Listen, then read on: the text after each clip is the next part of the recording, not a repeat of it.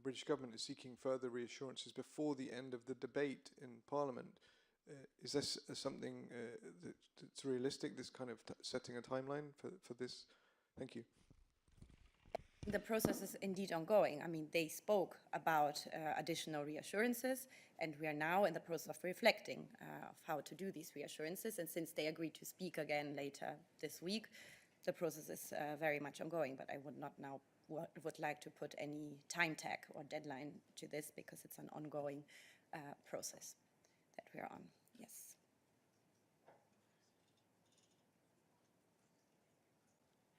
Hi, Luke James from Yahoo UK. On the theme, at the outset of Brexit negotiations, the Commission pledged to provide the maximum level of transparency. And in response to that pledge, the European Ombudsman wrote last year to President Juncker asking the Commission to do three things. They were to publish details of all meetings held by the task force, not just the chief negotiator, publish a list of the deputy chief negotiator's activities, and publish participant lists, agendas, and minutes of meetings held by the task force. Given that none of these recommendations have been acted on, do you believe the Commission has fallen short of its pledge to provide the maximum level of transparency?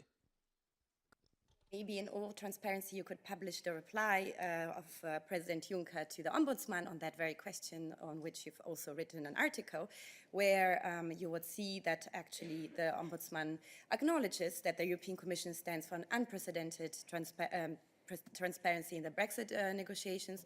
We have demonstrated this by proactively publishing all draft negotiation positions, EU position papers, technical notes, agendas for negotiation rounds, and then the then draft withdrawal agreement even. And the Ombudsman very much acknowledges these successful efforts in a letter addressed to President Juncker from last year. We, as the European Commission, remain committed to this high level of transparency, and we are open to listen to any new suggestions.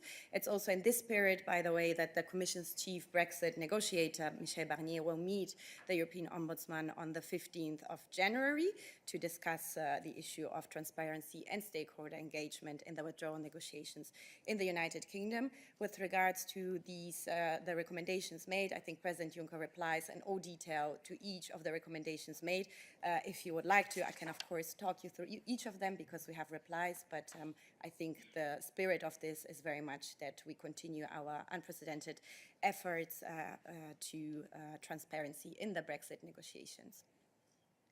Yes, James.